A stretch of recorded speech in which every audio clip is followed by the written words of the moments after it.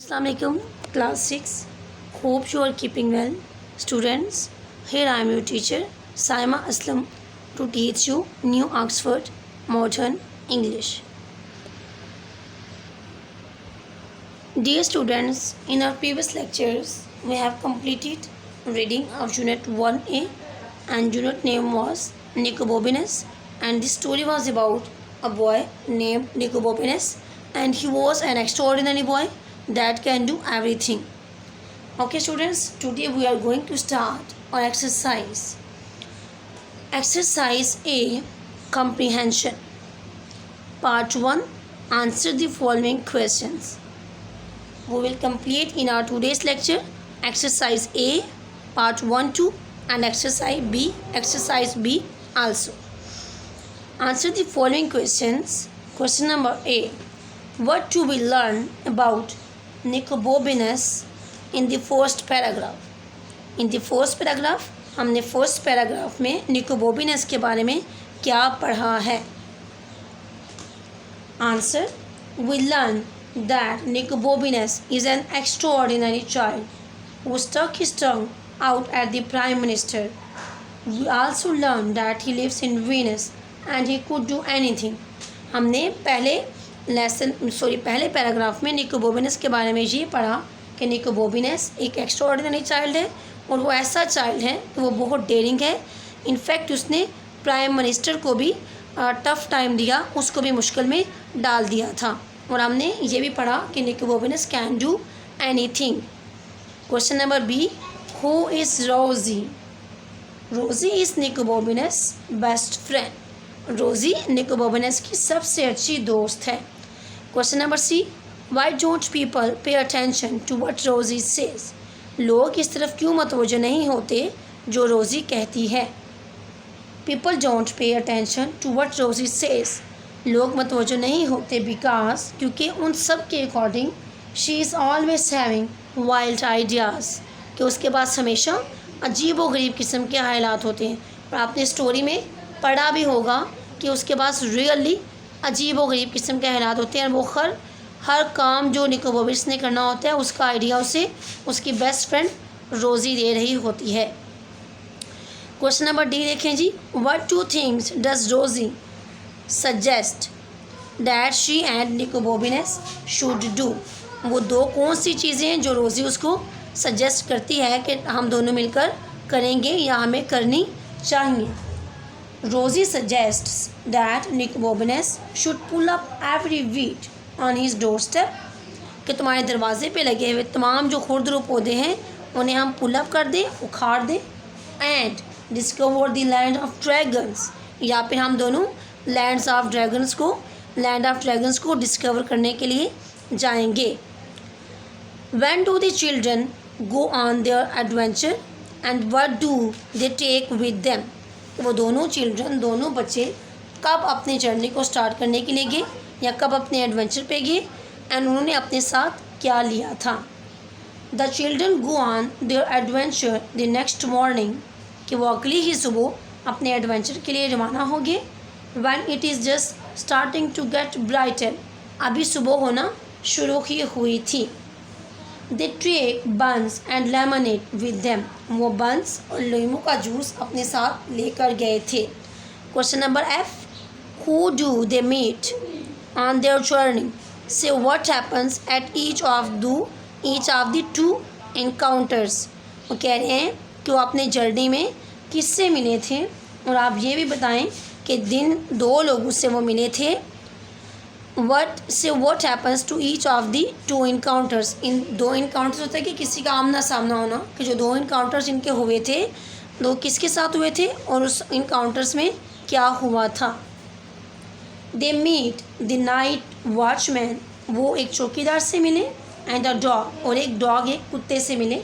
On their journey, अपने सफ़र के आगाज़ में या सफ़र के शुरू में. Night watchman tries to stop them from going on their adventure. Night watchman mean चौकीदार ने कोशिश की कि वो उन्हें रोके कि वो अपने सफ़र के लिए ना जाए.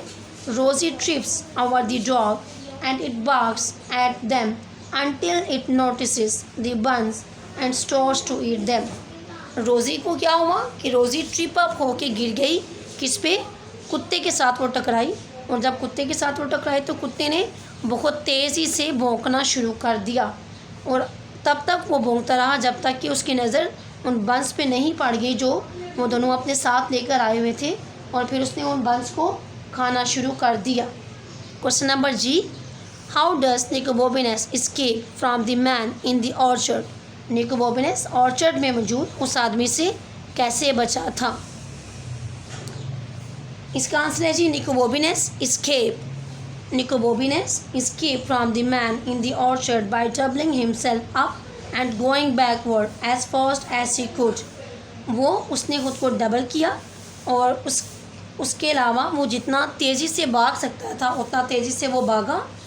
Instead of trying to run away, भागने के बजाय, so the man's leg got knocked from under him and he lands in a pile of leaves. उससे क्या हुआ? So the man's legs are knocked from under him.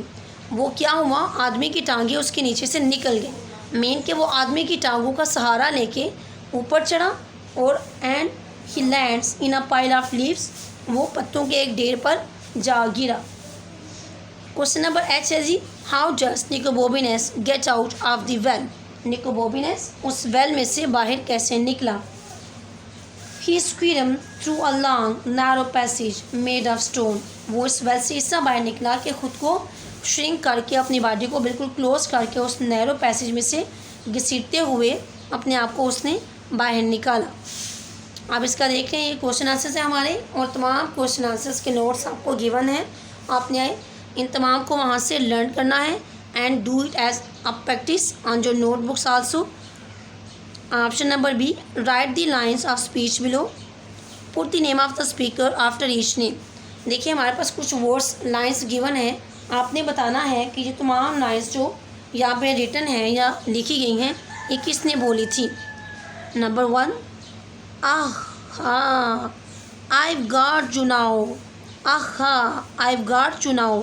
ये sentence आप recognise करें, mind में लेकर आए, किसने बोला था? द मैन ने, वो आदमी जो उसके पीछे भाग रहा था। Let's pull up every single weed on your door step.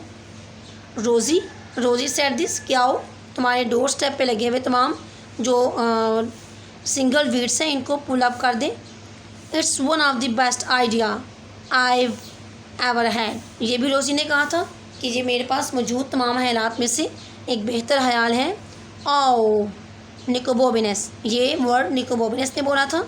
Open this door at once, do hear, ये वर्ड या ये लाइन उस आदमी ने बोली थी जो निकोबोबिनस का पीछा कर रहा था।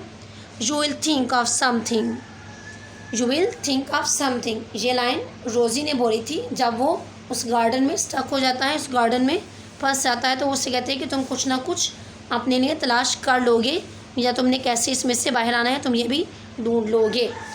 नेक्स्ट स्टूडेंट हमारी एक्सरसाइज है जी, exercise B, working with words.